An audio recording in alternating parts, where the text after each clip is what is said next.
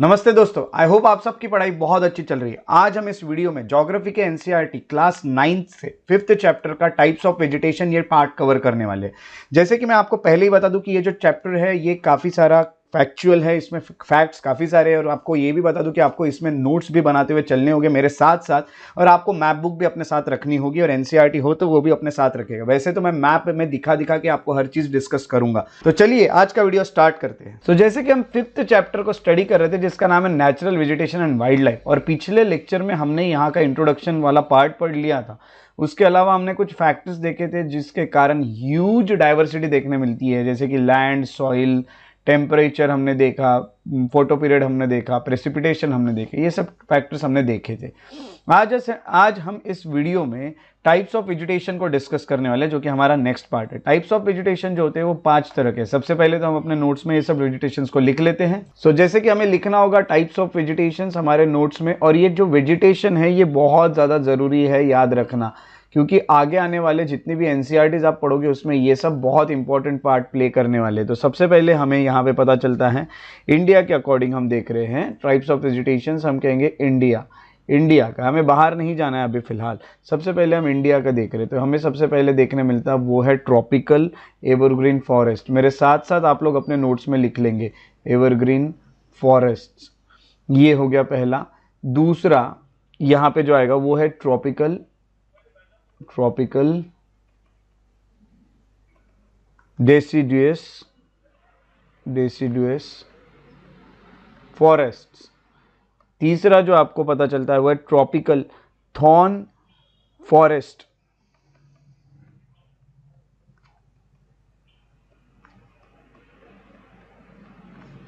Fourth one जो आएगा वो रहेगा मॉन्टेन फॉरेस्ट्स।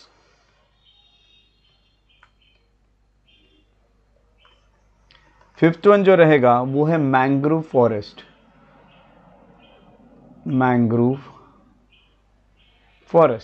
ठीक है। तो ये 5 टाइप ऑफ फॉरेस्ट है जो हमें याद रखने और इस पे अच्छे से हमें वर्क करना है, हमें अच्छे से इन्हें स्टडी करना है।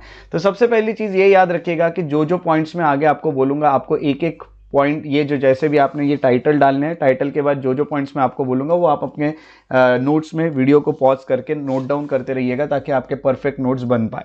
तो चलिए आगे हम जो चीज़ें हैं उसे पढ़ते हैं। जैसे कि एनसीईआरटी में हमें पता चलता है कि 5 तरह के फॉरेस्ट है। सबसे पहला जो फॉरेस्ट हम पढ़ने वाले वो है tropical evergreen forest. Tropical evergreen forest की अगर हम बात करें तो इस तरह से दिखता है, जो कि पूरी तरह से ग्रीन होता है। यहाँ पे काफ़ी बड़े बड़े प्लांट्स आपको ट्रीज देखने मिलते हैं, ठीक है। तो एवरग्रीन यानी हर बार वो ग्रीन ही रहेगा, ऐसा समझ जाए। ट्रॉपिकल यानी कि ट्रॉपिकल रीजन में आता है ज़्यादातर वो। तो ये जो फॉरेस्ट होते हैं यहाँ पे हेवी रेनफॉल एरियाज में ये देखे जाते हैं, वेस्टर्न घाट्स में, और आइलैंड ग्रुप्स जो है लक्षद्वीप, अंडमान निकोबार और अपर पार्ट आसाम के, तमिलनाडु कोस्ट के, यहाँ पे अच्छे से याद रखना है। यहाँ मैंने आपको जो भी चीज़ें बताई इसको आप अपने मैप पे मार्क करते रहिए, मैप पे देखते रहिएगा। आपके ये आज का लेक्चर करते वक्त आपके साथ आपकी मैप बुक जरूर होनी चाहिए, एटलास जरूर होनी चाहिए।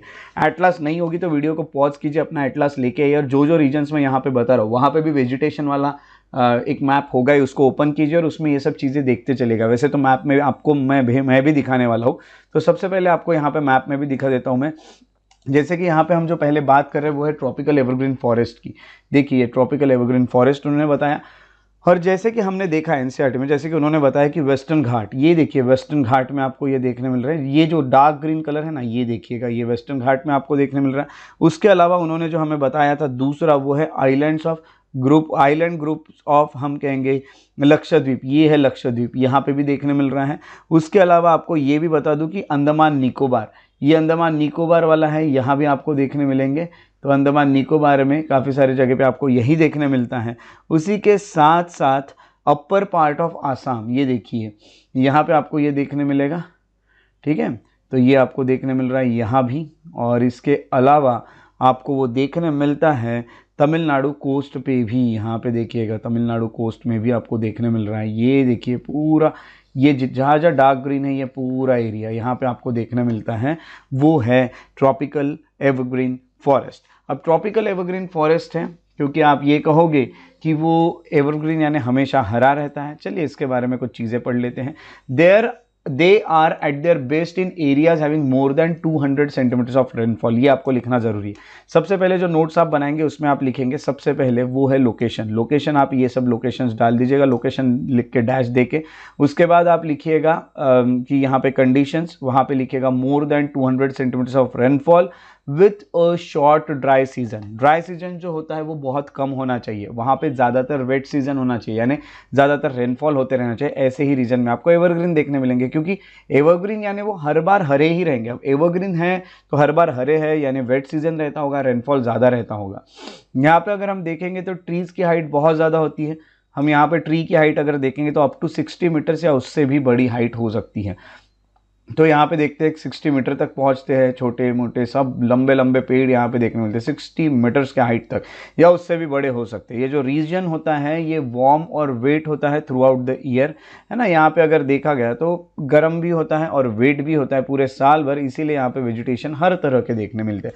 आखिर वेजिटेशन को होना ही क्या, अच्छी धूप और अच्छी बारिश, और यहाँ पे वार्म भी अच्छी है और हम कहेंगे कि वेट रीजन भी है। इस कारण यहाँ पे हर तरह के वेजिटेशन आपको देखने मिलेंगे, ट्रीज देखने मिलेंगे, श्रब्स देखने मिलेंगे, क्रीपर्स देखने मिलेंगे, हम कहेंगे। उसके कारण it is a multi layered structure, है ना। तो यहाँ पे आप देख रहे हैं श्रब्स जो होते हैं वो, श्रब्स के अलावा देखिए यंग ट्री है यहाँ पे जो लिखे हैं। उसके अलावा हम आएंगे कैनोपी लेयर्स होती है ना। तो ये पूरे ऐसे हाइट तक जाते हैं। तो श्रब्स आपको देखने मिल रहे हैं, जैसे कि आपको श्रब्स जो होते हैं, श्रब्स क्या होता है ये अगर आपको नहीं पता तो मैं आपको ये भी बता देता हूँ।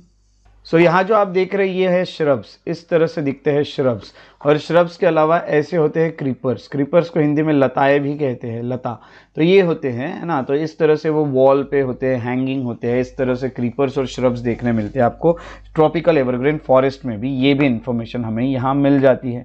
उसके बाद जब हम आगे आते हैं तो हमें पता चलता है कि there is no definite time for trees to shed their leaves, है ना। वो अपने लीव्स को शेड कब करेंगे ऐसा कोई डेफिनाइट टाइम नहीं होता है। As such this forest appear green all the years around. तो अपने ट्रीज, अपने जो लीव्स है उसको शेड नहीं करते हैं ज़्यादातर, और वो हर साल, पूरे साल भर आपको हरे भरे ही दिखते हैं।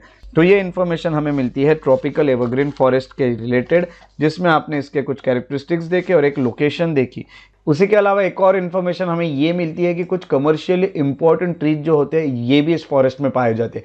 ये नोट्स में अपने ज़रूर लिखिएगा कुछ कमर्शियली इंपॉर्टेंट ट्रीज के नाम, जैसे कि एबनी हो गया, महागनी हो गया, या फिर हम कहेंगे कि रोजवुड हो गया, रबर हो गया, या सिंकाइना हो गया। ये सब जो ट्रीज होते हैं ये यहाँ पाए जाते हैं, जो कि बहुत ही इंपॉर्टेंट कमर्शियली इंपॉर्टेंट ट्रीज माने जाते हैं। कुछ इंपॉर्टेंट एनिमल्स जो यहाँ पाए जाते हैं वो होते हैं एलिफेंट, मंकी, लेमुर, उसके अलावा डियर, ये सब पाए जाते हैं। वन हॉर्न राइनोसरस भी यहाँ पे आपको देखने मिलते हैं जंगल में, आसाम के और वेस्ट बंगाल के।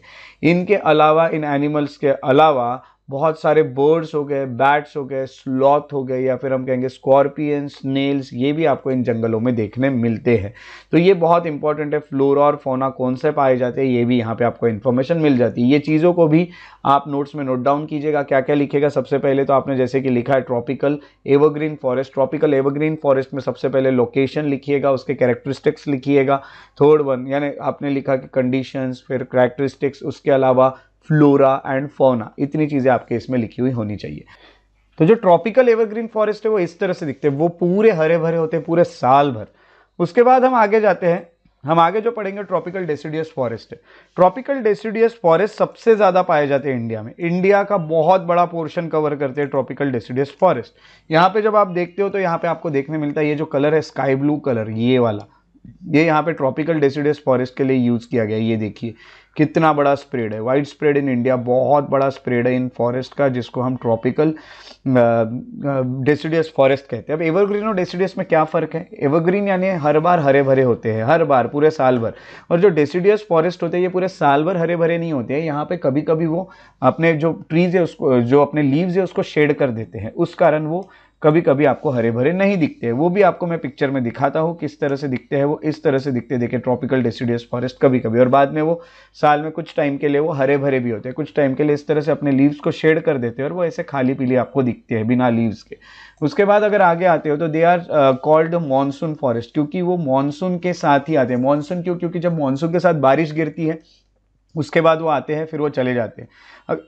चले जाते हैं, यानी अपने लीव्स को शेड कर देते हैं कुछ टाइम के लिए। बाद में यहाँ पे अगर देखा गया तो वो उन्हीं रीजन्स में आते हैं जहाँ पे रेनफॉल 200 सेंटीमीटर से 70 सेंटीमीटर्स तक होती है। ट्रीज जो होते हैं इस फॉरेस्ट के वो अपने लीव्स को शेड करते हैं about 6 to 8 weeks in a dry summer. ठीक है, तो कब शेड करते हैं ये भी याद रखेगा, 6 to 8 वीक्स तक वो ड्राई सीजन, ड्राई समर में वो अपने लीव्स को शेड करते हैं। और वो किस तरह से दिखते हैं, जो मैंने आपको पहले जो इमेज दिखाई उस तरह से वो दिखते हैं। So on the basis of availability of water, है ना, वाटर कितना अवेलेबल है कितना नहीं, उसके चलते इन फॉरेस्ट को और भी ज्यादा डिवाइड किया गया into moist and dry deciduous forest. ये भी याद रखिएगा, ये दो अपने जो क्लासिफिकेशन है इसको बराबर फ्लो चार्ट के फॉर्म में अपने नोट्स में लिख के रखिएगा कि फर्दर डिवीजन इनके मॉइस्ट और ड्राई डेसिडियस फॉरेस्ट। जो अगर हम देखें तो सबसे पहले जो मॉइस्ट होते हैं वो वहां पे आते हैं जहां रेनफॉल 200 से 100 सेंटीमीटर के बीच में आपको देखने मिलता है। ये जो फॉरेस्ट होते हैं ये इसीलिए हम कह सकते हैं कि अर्दर्न पार्ट ऑफ कंट्री में आपको देखने मिलते हैं, जैसे ईस्टर्न पार्ट ऑफ कंट्री में देखने मिलते हैं, जैसे नॉर्थ ईस्टर्न स्टेट्स, जैसे हम कहेंगे कि हिमालय के फुट हिल्स के पास, झारखंड के पास, वेस्ट ओडिशा के पास, छत्तीसगढ़ हो गया, या फिर ईस्टर्न स्लोप्स में वेस्टर्न घाट्स की तरफ, ये सब आपको देखने मिलते हैं इस तरह के फॉरेस्ट। क्योंकि क्या होता है कि जैसे आपको ये पता चलता है कि जो कंडीशंस होना इन फॉरेस्ट को, वो कंडीशंस इन सब जगह पे है। नॉर्थ ईस्टर्न स्टेट्स में हो गया, फुट हिल्स ऑफ हिमालय में हो गए, झारखंड, वेस्ट ओडिशा हो गया, या फिर हम कहेंगे कि छत्तीसगढ़ और eastern slopes of western Ghats में आपको देखने मिलते हैं। टीक जो होता है ये मोस्ट डोमिनेंट स्पीसीज फॉरेस्ट का, सबसे ज़्यादा यहाँ पे टीक आता है। टीक जो होता है वो बहुत ज़्यादा मजबूत एक वुड होता है, वो यहाँ पे जिसको सागवान भी कहते हैं, तो ये बहुत ज़्यादा हम कहेंगे कि इंपॉर्टेंट है। बाम्बूज आपको यहाँ देखने मिलते हैं, साल ट्रीज देखने मिलते हैं, शीशम हो गया, या फिर हम कहेंगे सैंडलवुड, खैर, कुसुम, अर्जुन, मलबेरी, ये सब आपको ट्रीज देखने मिलते हैं। ये सब इंपॉर्टेंट स्पीसीज है यहाँ के, कहाँ के, तो ट्रॉपिकल डेसिडियस फॉरेस्ट के। ट्रॉपिकल डेसिडियस फॉरेस्ट में आपको और भी कुछ चीज़ें यहाँ पे जो देखने मिलती है वो ये है कि ये जो ड्राई डेसिडियस फॉरेस्ट होते हैं ये कौन से हो गए, ये पूरे वेट वाले हो गए। हाँ, ये कहाँ पे वेट फॉरेस्ट कहाँ देखने मिलते हैं, नॉर्थ ईस्ट यानी ईस्टर्न पार्ट में।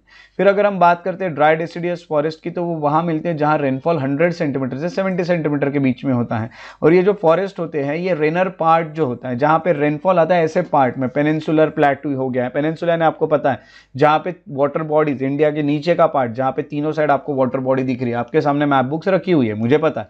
और ये जो प्लेन्स ऑफ बिहार है, उत्तर प्रदेश है, वहाँ पे आपको ये फॉरेस्ट देखने मिलते हैं। उसके अलावा आपको ये भी बता दूं कि यहाँ पे भी आपको टीक, साल, पीपल, नीम, ये सब ट्रीज आपको देखने मिलते हैं। और बहुत बड़ा जो पार्ट है इस रीजन का उसको क्लियर कर दिया गया है कल्टीवेशन में, और कहीं कहीं पे ग्रेजिंग के लिए जहाँ एनिमल्स को चराया जाता है। तो हम कहेंगे एग्रीकल्चर और ग्रेजिंग के लिए बहुत सारे फॉरेस्ट को कट कर दिया गया है, बट फिर भी ये फॉरेस्ट कुछ हम कहेंगे अवेलेबल है, बट बहुत कम होते जा रहे हैं दिन ब दिन। हमें इस चीज़ों को रोकना है। अब ये जो फॉरेस्ट होते हैं ट्रॉपिकल डेसिडियस फॉरेस्ट, इन दोनों भी फॉरेस्ट की बात करें, ड्राई की बात करें या मॉइस्ट की बात करें, यहाँ पे हमें जो एनिमल्स देखने मिलते हैं कॉमनली वो होता है लायन, टाइगर, पिग हो गया, डियर हो गया, एलिफेंट हो गया, ये सब देखने मिलते हैं। उसके अलावा बहुत सारे बर्ड्स, लिजर्ड्स, स्नेक्स या फिर टॉर्टोइजेस भी आपको यहाँ पे देखने मिलते हैं। तो ये सब बहुत अलग से एक बहुत कॉमन स्पीसीज है, बट थोड़े डरावने स्पीसीज है इनमें काफ़ी सारे जो आपको ट्रॉपिकल डेसिडियस फॉरेस्ट में ज़्यादातर देखने मिलते हैं। सो ये हो गया सेकेंड टाइप ऑफ फॉरेस्ट जिसको हम ट्रॉपिकल डेसिडियस फॉरेस्ट कहते हैं। चलिए जो तीसरा टाइप है उसको देख लेते हैं। आपको पता है कि हमें 5 टाइप्स पढ़ने हैं, अब हम तीसरे टाइप को पढ़ने वाले। जो तीसरा टाइप है वो है thorn forest and scrubs. Thorn forest and scrubs कैसे दिखते हैं सबसे पहले आपको ये बता देता हूँ। देखिए इस तरह से दिखते हैं, आपको पता ही चल गया होगा कि किस रीजन में होंगे, जहाँ पे रेनफॉल कम होगा वहाँ पे ये देखने मिलते होंगे, पक्की बात है। तो सबसे पहले अगर हम बात करते हैं तो ये जो रीजन होता है यहाँ पर रेनफॉल 70 सेंटीमीटर से कम होता है। वहाँ पे जो नेचुरल वेजिटेशन होते हैं वहाँ पे थॉर्नी ट्रीज होते हैं, यानी इस पे कांटे होते हैं इस तरह के, और बूशेस, थॉर्नी ट्रीज एंड बूशेस जो आपको देखने मिलते हैं वो आपको उस एरिया में देखने मिलते हैं जहाँ पे रेनफॉल 70 सेंटीमीटर से कम है। इस टाइप का जो वेजिटेशन है वो आपको नॉर्थ वेस्टर्न पार्ट में देखने मिलता है देश के। अब यहाँ पे मैप में हम आ जाते हैं और मैप में हम देख लेते हैं कैसा कौन से कलर में दिया है और वो कहाँ कहाँ पे है। तो यहाँ पे आप देख रहे हैं ट्रॉपिकल थॉर्न फॉरेस्ट, ये जो दिख रहा है ये थोड़ा सा आपको ग्रेइश कलर दिख रहा है। ये वाला देखिए, ये वाला पार्ट जो यहाँ पे आपको देखने मिल रहा है ये हो गया। उसके अलावा थोड़ा सा ये बीच में एक पार्ट आपको देखने मिल रहा है ये हो गया। ये जो पार्ट है ये पार्ट अच्छे से याद रखेगा। अब देखते हैं ये पार्ट में उन्होंने क्या क्या कहा है। जैसे कि मैंने आपको बताया कि नॉर्थ वेस्टर्न पार्ट जो मैंने आपको सबसे पहले मार्क करा के दिखाया, जिसमें आपको सेमी एरिड एरियाज, पूरा एरिड नहीं है, पूरा एक तरह से हम कहेंगे खाली नहीं है, वहाँ वेजिटेशन भी है।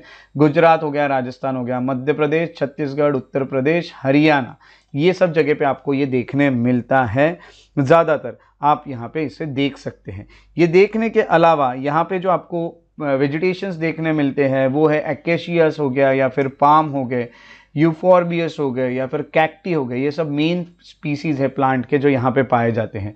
यहाँ पे जो ट्रीज होते हैं वो स्कैटर्ड होते हैं, वो दूर दूर होते हैं, और आपको ये पता है कि उनकी रूट जो होगी वो थोड़ी सी डीप में जाएगी, penetrating deep into the soil in order to get moisture. ये भी आपको दिखा देता हूँ, देखिए जैसे मैंने आपको ये बताया कि काफ़ी स्कैटर्ड है, बहुत कम है। कम होने के अलावा इनके जो रूट्स होते हैं वो नीचे तक ज़्यादा जाते हैं, ज़्यादा नीचे तक जाने के कारण, क्योंकि जो पानी है वो बहुत टाइम बाद आ रहा है, तो इनका नीचे से रूट्स जो होता है, जितने नीचे पानी होगा वहाँ से पानी को लाता है ऊपर, इसीलिए इनके रूट थोड़े से डीप होते हैं। ये भी हमें कुछ इन्फॉर्मेशन इनके बारे में मिलती है। उसके बाद आपको ये भी बता दूं कि ये जैसे आपको मैंने बताया कि नीचे से ये मॉइस्चर जहाँ पे है वहाँ से पानी लाते हैं। जो स्टेम्स होते हैं वो सक्यूलेंट होते हैं टू कंजर्व वाटर।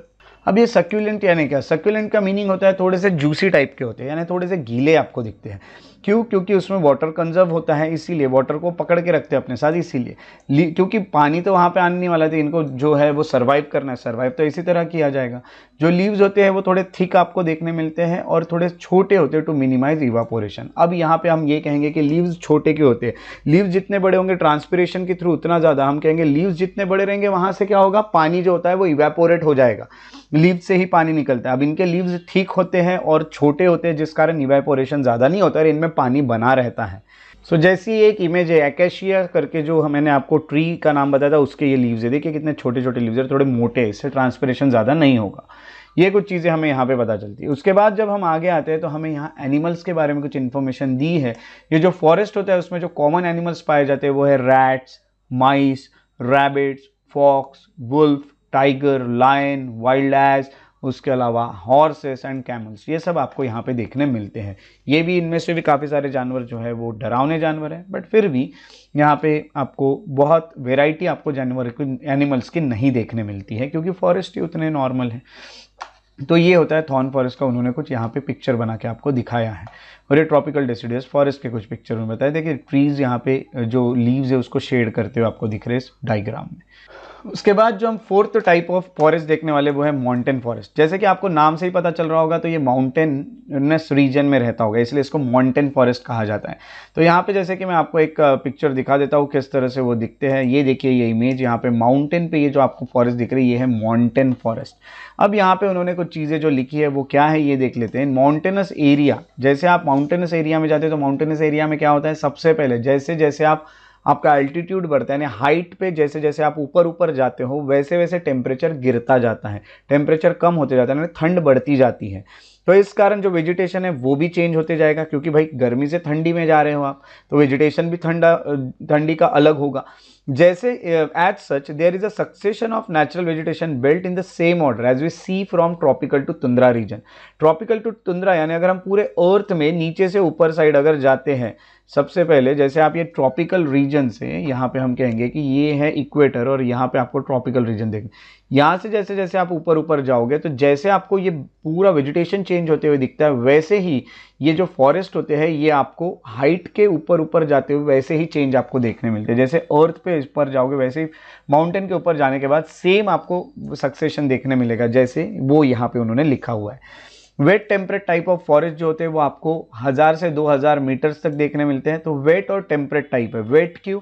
क्योंकि वेट यानी वहाँ पे अच्छा बारिश होगी या फिर प्रेसिपिटेशन अच्छा होगा, या फिर हम कहेंगे टेम्परेट क्यों है, क्योंकि ट्रॉपिकल रीजन के ऊपर तक आपको देखने मिलता है। अब अगर हम इसके लोकेशन देख लेते हैं, इसके लोकेशन हम सबसे पहले देख लेते हैं और इसको एक बार हम देखने की जानने की कोशिश करते हैं। यहाँ पे देखिए, यहाँ सबसे पहले आपको माउंटेन फॉरेस्ट जो होते हैं ये ग्रीन कलर में दिए हुए। अब यहाँ पे ग्रीन कलर, ये जो है ये ट्रॉपिकल रीजन है। ट्रॉपिक के ऊपर हमने कहेंगे कि सेमी सब ट्रॉपिकल, या फिर हम कहेंगे कि टेम्परेट रीजन। तो देखिए ऊपर आपको देखने मिल रहा है, इसलिए टेम्परेट टाइप के। और ये वेट रीजन होता है, यहाँ पे बारिश थोड़ी बहुत देखने मिलती है, नहीं भी होगी तो स्नो है, कुछ ना कुछ प्रेसिपिटेशन यहाँ पे है, स्नोफॉल हो, बारिश हो या जो भी हो। इस कारण आपको ये सब ट्रीज तो यहाँ पे देखने मिल ही जाते हैं। तो उस तरह के फॉरेस्ट आपको देखने मिलते हैं। एवरग्रीन ब्रॉड लीफ ट्रीज जो होते हैं, जैसे कि ओक ट्री हो गया। एवरग्रीन क्या हो, क्यों? क्योंकि वो अपने लीव्स को शेड नहीं करते, उनके लीव जो होते हैं वो ब्रॉड होते हैं। ऐसे ट्रीज जो होते हैं वो ओक्स होते हैं, चेस्टनट्स होते हैं, ये सबसे ज़्यादा देखने मिलते हैं इस तरह के आपको फॉरेस्ट में। बिटवीन अगर 1500 से 3000 मीटर पे आप जाओ, 1500 टू 3000 मीटर्स पे अगर आप जाओ, तो टेम्परेट फॉरेस्ट जो होते हैं वहाँ पे कॉनिफेरस ट्री आपको देखने मिलते हैं। मैंने आपको बताए थे पिछले बार भी, कॉनिफेरस कोन जैसे होते हैं। तो यहाँ पे जैसे मैंने आपको अभी भी आपको ये जो पिक्चर दिखा है इसमें आपको ये देखने मिल रहा है, ये देखिए इस तरह के कॉनिफेरस होते हैं ये, ठीक है। ये देखिए फिर से कॉनिफेरस, ये यहाँ पे इस तरह के। तो आप देख सकते हैं कॉनिफेरस आपको देखने मिलते हैं जैसे जैसे आप और भी हाइट पे जाते जाओ, जैसे कि पाइन ट्री है, देवदार है, उसके अलावा सिल्वर फर है, स्पूर्स हो गया, या फिर हम कहेंगे सेडार हो गया, ये सब आपको यहाँ पे देखने मिलते हैं। स्पूर्स, सेडार, पाइन, देवदार, सिल्वर फर, ये सब देखने मिलेंगे। ये जितने भी फॉरेस्ट है ये मोस्टली सदर्न स्लोप्स में आपको हिमालय के देखने मिलते हैं। तो हिमालय के नॉर्थ वाले स्लोप पे नहीं, तो सदर्न साइड का जो स्लोप है उस पे हम ये कहेंगे कि वो भी कौन से जगह पे, जहाँ पे हाई एल्टीट्यूड्स है, वो सदर्न और नॉर्थ ईस्ट इंडिया में यहाँ पे आपको देखने मिलता है। जैसे जैसे आप और हाइट पे जाते हो, यानी एट हायर एलिवेशंस आप और हाइट पे जाओगे, तो टेम्परेट ग्रासलैंड आपको देखने मिलते हैं। तो वो ग्रासेस की तरह होते हैं, टेम्परेट यानी ऊपर टाइप, ऊपर साइड है थोड़ा, यानी ट्रॉपिकल के ऊपर साइड रीजन के टेम्परेट जो आता है वहाँ जैसे देखने मिलते हैं ना, उस तरह के यहाँ देखने मिलते हैं जैसे जैसे आप ऊपर के हाइट पे जाओ। एट हाई एल्टीट्यूड जनरली अगर आप 3600 मीटर्स के ऊपर चले जाओ, तो टेम्परेट फॉरेस्ट और ग्रासलैंड जो होते हैं वहाँ पे अल्पाइन वेजिटेशन भी आपको देखने मिलता है। अब अल्पाइन ट्रीज जो होते हैं ये देखने मिलते हैं, देखिए जैसे जैसे ऊपर जाएंगे, अब यहाँ पे आप देखोगे तो अल्पाइन ट्री, तो अल्पाइन जो होते हैं वो और ऊंचे होते हैं, वैसे ही होते हैं, कोन की तरह ही होते हैं, बट थोड़े से ऊंचे होते हैं और ज़्यादा, तो वो भी आपको यहाँ पे देखने मिलता है अल्पाइन वेजिटेशन। उसी के साथ साथ सिल्वर फर हो गए, जूनिपर्स हो गए, पाइन्स हो गए, बोर्केस हो गए, ये सब आपको देखने मिलते हैं इस तरह के फॉरेस्ट में। However they get progressively stunted as they approach the snow line, यानी जैसे जैसे आप स्नो लाइन के पास जाएंगे, जहाँ पे स्नो होता है उसके आसपास जब आप जाना शुरू करोगे, तो आपको वहाँ पे ये देखने मिलेगा कि उनकी हाइट जो होती है वो थोड़ी सी कम हो जाती है, स्टंटेड होती है उनकी ग्रोथ, ज़्यादा डेवलप भी नहीं होती और बहुत नॉर्मल दिखते भी नहीं है, वो ऐसा लगता है कि पूरे ग्रोन भी नहीं है, और इस तरह के स्टंटेड आपको देखने मिलते हैं। अल्टीमेटली हम कहेंगे श्रब्स हो गए, स्क्रब्स हो गए, इसके अलावा दे मर्ज्ड इनटू अल्पाइन ग्रासलैंड, है ना, तो अल्पाइन ग्रासलैंड में वो मिल जाते हैं, जो भी हम कहेंगे श्रब्स, स्क्रब्स, इसके थ्रू वो एक ही दिखते हैं, ऐसा लगता है कि सब एक में आ चुके हैं। सो ये सब आपको यहाँ देखने मिलता है। इसके अलावा these are used extensively for grazing by nomadic tribes, तो गुज्जर्स हो गए या फिर बाकारवाल्स हो गए, ये सब जो लोग होते हैं, ये लोग जो कि ट्राइब्स है, ये सब ट्राइब्स वो जो भी ग्रासलैंड्स और ये सब है उनको हम कहेंगे ग्रेजिंग के लिए यूज़ करते हैं ना, चरवाहे होते हैं, यानी चराने के लिए यूज़ करते हैं अपने जानवरों को। उसके अलावा आपको ये भी बता दूं कि हायर ऑल्टीट्यूड्स पे आपको मॉसेस और लाइकेंस जो होते हैं ये देखने मिलते हैं, लीचेंस या लाइकेंस जो भी आप कहेंगे। उसके अलावा ये आपको टंड्रा वेजिटेशन जो होता है वहाँ देखने मिलता है। तो इस तरह की चीज़ें भी यहाँ पे आपको क्लियर होती है। उसके अलावा मैं एनिमल्स की अगर बात करूँ तो इन फॉरेस्ट में आपको Kashmiri stag, spotted deer, wild sheep, jack rabbit, Tibetan antelope हो गए, या फिर yak, snow leopard, squirrels, shaggy horn, wild ibex हो गए, बेयर हो गया, या फिर रेयर रेड पैंडा हो गए, शिप हो गए, गोट्स हो गए विथ थिक हेयर्स, ये सब आपको देखने मिलते हैं। ये जो जानवर हैं ये ज़्यादातर आपको हाइट पे देखे जाने वाले जानवर हैं जो आप हिली एरियाज़ में देखते हो। तो इस तरह के ये जानवर, ये बहुत ही खास और बहुत ही स्पेशल जानवर है, बहुत इंपॉर्टेंट है। इनको अगर देखना है तो बहुत एक हम कहेंगे कि कह सकते हैं कि बहुत नसीब होना इन जानवरों को देखने के लिए भी, कि वो आपको दिख जाए इन सभी में सभी जानवर। तो ये बहुत एक अलग तरह के जानवर हमें जो देखने मिलते हैं वो माउंटेन फॉरेस्ट में हमें देखने मिलते हैं। उसके बाद जो लास्ट टाइप है वो है मैंग्रोव फॉरेस्ट। मैंग्रोव फॉरेस्ट जो होते हैं वो थोड़े मड और हम कहेंगे सिल्ट वाले एरिया में देखने, थोड़े से गीले एरिया में देखने मिलते हैं, जैसे पानी के आसपास का जो मड होता है, थोड़ा सा हम कहेंगे दलदल वाला एरिया, वहाँ देखने मिलते हैं। तो सबसे पहले हम देख लेते हैं किस तरह से दिखते हैं। इस तरह से ये होते हैं, देखिए पूरा पानी वाला एरिया होता है, दलदलित प्रदेश होता है। उसके अलावा हम अगर इनको मैप में मार्क करने की कोशिश करें तो आपको मैप पे यहाँ पे देखने मिल रहा है मैंग्रोव फॉरेस्ट, ये वाला कलर दिया है उसके लिए, थोड़ा ब्राउनिश कलर। तो ये बहुत ज़्यादा नहीं देखने मिल रहा है, यहाँ पे आपको देखने मिल रहा है, यहाँ पे आपको देखने मिल रहा है। तो ये दो जगह पे आपको जनरली ये देखने मिल रहा है। तो चलिए इसके बारे में इन्फॉर्मेशन ले लेते हैं। सबसे पहले मैंग्रोव ट्राइडल फॉरेस्ट जो होते हैं, यानी टाइड्स जो होती है ना पानी के उससे बने, उसमें ये रहते हैं। ये आपको कोस्ट वाले एरिया में देखने मिलती है जहाँ टाइड्स चलती है पानी की। मड और सिल्ट जो होती है, यानी वही कहेंगे हम कि जो भी मिट्टी या फिर जो कीचड़ होता है वहाँ पे आपको ये देखने मिलते हैं। ये इस तरह के कोस्ट में आपको देखने मिलते हैं। डेंस मैंग्रोव जो होते हैं वहाँ पे आपको ये देखने मिलता है कि varieties with root of the plant submerged into water, है ना, इनको रूट्स जो होते हैं पानी में आपको देखने मिलते हैं इस तरह से। तो जैसे मैंने आपको इस पिक्चर में भी दिखाया, आप यहाँ पे देख रहे थे यहाँ पे कि इनके जो रूट्स होते हैं ये पानी में सबमर्ज हो जाते हैं, पानी के अंदर आपको जाने मिलते हैं और वहाँ से ये निकलते हैं यहाँ से। तो आपको ये चीज़ें पता चलती हैं इसमें। उसके अलावा आपको ये भी बता दूं कि जो डेल्टाज है ऑफ गंगा हो गया, महानदी हो गया, कृष्ण, गोदावरी, कावेरी, यहाँ पे आपको इस तरह के मैंग्रोव्स देखने मिलते हैं। जो गंगा ब्रह्मपुत्र डेल्टा है वहाँ सुंदरी ट्रीज आपको देखने मिलते हैं। वहाँ पे अगर हम देखेंगे तो इस कारण बहुत हार्ड टिम्बर आपको मिलता है। इसका जो टिम्बर होता है बहुत हार्ड होता है, बहुत अच्छा टिम्बर होता है इसका वुड। और उसके अलावा पाम, कोकोनट, केवड़ा हो गया या फिर अगर हो गया, ये सब आपको देखने मिलते हैं कुछ पार्ट्स में इन्हीं डेल्टाज में।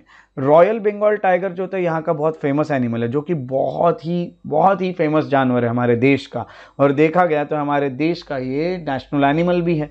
टर्टल्स, क्रोकोडाइल्स, घड़ियाल हो गए, स्नेक्स हो गए, ये भी आपको इन फॉरेस्ट में देखने मिलते हैं। तो इस तरह के जो फॉरेस्ट होते हैं वहाँ पे आपको ये एनिमल्स देखने मिलते हैं। और ये जो पांचवा टाइप है ये है मैंग्रोव फॉरेस्ट। इस तरह से यहाँ पे अगर हम देखते हैं इस मैप में तो हर तरह के फॉरेस्ट जो भी हमारे मैप में दिए थे वो हमने यहाँ पे पढ़ लिए, उसको कवर कर लिया। अपने नोट्स में उसको अच्छे से लिखिएगा। उसके अलावा और कुछ इन्फॉर्मेशन है जो आपको ये बता दूँ कि सबसे पहले यहाँ पे एक बहुत अच्छी एक चीज़ उन्होंने बोली है, what will happen if plants and animals disappear from earth surface. आपको क्या लगता है, अपने विचार आप कमेंट सेक्शन में लिख सकते हैं। Can human being survive under such situation, क्या हम सर्वाइव कर सकते हैं जब प्लांट्स और एनिमल्स पूरी तरह डिसअपियर हो गए। तो बायोडाइवर्सिटी जो है वो नेसेसरी क्यों है एंड इसको कंजर्व क्यों करना चाहिए, ये उन्होंने एक बहुत अच्छा एक सवाल हमसे पूछा। ये सोचने वाली बात है और इसके ऊपर हमने सोच के जो भी आपको लगता है वो कमेंट सेक्शन में लिखे, ताकि सभी लोगों को इसके बारे में पता चले अच्छे से कि क्या इंपॉर्टेंस है इन सभी चीज़ों का। उसके अलावा कुछ मेडिसिनल प्लांट्स के बारे में यहाँ पे इंफॉर्मेशन दी हुई है। इंडिया जो होता है ये अपने हर्ब्स और स्पाइसेस के लिए जाना जाता है। अब हर्ब्स और स्पाइसेस जो होते हैं वो एंशिएंट टाइम से जाना जा रहा है। कुछ 2000 प्लांट्स होते हैं जो आयुर्वेदा में दिए गए हैं और एटलीस्ट 500 जो है वो रेगुलरली हम यूज़ भी करते हैं। वर्ल्ड कंजर्वेशन यूनियन जो होता है, जो रेड लिस्ट बनाता है, उसने 352 मेडिसिनल प्लांट्स को उसमें डाला गया है, जिसमें से 52 जो है वो क्रिटिकली थ्रेटेंड है और 49 एंडेंजर्ड है। यानी ये खतरे में है पूरे। कितने खतरे में? 352, लगभग 352 खतरे में है, रेड लिस्ट में है। तो ये कम होते जा रहे हैं, इनको हमें प्रोटेक्ट करना पड़ेगा। और अगर देखा गया तो इनमें से जो कॉमनली इंडिया में जो देखे जाते हैं वो है सर्पगंध।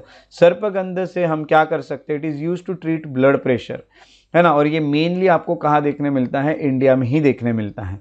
जामुन जो होता है उसका जो जूस ये होता है, the juice from ripe fruit, इसका जो जूस होता है उससे विनेगर बनाया जाता है ना। और हम कहेंगे it is carminative and diuretic, ये भी हमें देखने मिलता है, एंड हैज़ डाइजेस्टिव प्रॉपर्टी, है ना। तो इसमें डाइजेस्टिव प्रॉपर्टी होती है कुछ। और उसके अलावा उन्होंने कहा है कि कार्मिनेटिव होता है। ये भी मीनिंग मैं आपको बता देता हूँ कि कार्मिनेटिव क्या होता है। तो कार्मिनेटिव यानी कुछ ऐसे एजेंट्स होते हैं जो आपको जो गैस होती है, जो गैस्ट्रो इंटेस्टाइनल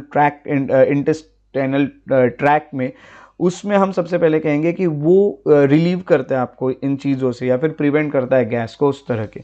उसके अलावा मैं आपको ये भी बता दूं कि यहाँ पे जो दूसरा टर्म उन्होंने यूज़ किया है वो है ड्यूरेटिक। जो ड्यूरेटिक होता है, इसका जो मीनिंग होता है वहाँ पे हम ये कहेंगे कि यूरिन पास करने के लिए जो यूज़ कराया जाता है, जो वो होता है ये, तो हम यही कहेंगे। और इसका जो पाउडर होता है सीड का, वो डायबिटीज़ कंट्रोल करने के लिए, इसके सीड के जो पाउडर होते हैं, जामुन के सीड के पाउडर, उससे डायबिटीज़ भी कंट्रोल होती है। अगला हमें देखने मिलता है अर्जुन जो होता है उसका जो फ्रेश जूस होता है इन लीव्स का, उससे हम कहेंगे कि ईयर एक जो होते हैं, है ना, ईयर एक यानी आपके जो कान से रिलेटेड जो भी चीज़ें हैं उसको ये ठीक करता है। एंड ये इससे ब्लड प्रेशर जो होता है वो भी आपका नॉर्मल रहता है। उसके अलावा बाबुल जो होता है, बाबुल के जो पत्ते होते हैं ये आपके आई सोर्स जो होते हैं ना, उसको ठीक करता है। उसके अलावा आपके जो ये हम कहेंगे इसमें से जो गम निकल रहा है उसको टॉनिक करके भी यूज़ किया जाता है बाबुल में से। उसके अलावा नीम जो होता है, नीम में तो एंटीबायोटिक और एंटीबैक्टीरियल प्रॉपर्टीज़ होती हैं, ये तो आपको बिल्कुल पता है नीम के बारे में। और तुलसी जो होता है, इससे आप कफ एंड कोल्ड को क्योर करते हो, इसके लिए यूज़ होता है। उसके अलावा कचनर जो होता है ये आपके अस्थमा और अल्सर्स को ठीक करता है, और बर्ड्स एंड रूट्स जो होते हैं इसके, वो आपके डाइजेस्टिव प्रॉब्लम को भी ठीक करती है। इसी के साथ साथ आपको कुछ और चीज़ें लिखनी है कमेंट सेक्शन में, वो ये है कि और भी मेडिसिनल प्लांट्स आपके एरिया में जो पाए जाते हैं, और कौन से प्लांट्स आप हम कहेंगे कि मेडिसिन्स करके लोकल लोग जो होते हैं वो यूज़ करते हैं कुछ डिजीज़ेस को क्योर करने के लिए, और डिजीज़ेस कौन से हैं जो इससे क्योर किए जा रहे हैं, या फिर वो प्लांट्स के नाम क्या है, ये भी आपको यहाँ पे कमेंट सेक्शन में लिखना है ताकि सभी लोगों को इसकी हेल्प हो जाए। तो बहुत अच्छी एक चीज़ मेडिसिनल प्लांट्स के ऊपर हमारे एनसीईआरटी में उन्होंने बताई है, जो कि बहुत ज़्यादा ज़रूरी है। पढ़ाई के अलावा हेल्थ के लिए भी ये चीज़ें बहुत ज़्यादा ज़रूरी हैं। अब हम यहाँ पे ये पता रख सकते हैं। तो इस तरह से हमने फिफ्थ का जो एनसीईआरटी था उसमें नाइन्थ की जो एनसीईआरटी थी उसमें फिफ्थ चैप्टर से हमने यहाँ तक की चीज़ें पढ़ ली। अगला जो हमारा लेक्चर होगा वो लास्ट लेक्चर होगा फिफ्थ चैप्टर का, जिसमें हम वाइल्ड लाइफ को पढ़ेंगे। वाइल्ड लाइफ को पढ़ने के बाद हम जो फिफ्थ चैप्टर है उसको ख़त्म करेंगे और सिक्स चैप्टर की तैयारी करेंगे। उसके बाद हम 10th की एनसीईआरटी को शुरू करेंगे। तो इसी तरह हम अगले लेक्चर में मिलेंगे। तब तक के लिए अपना ख्याल रखिए। Take care and have a very good day.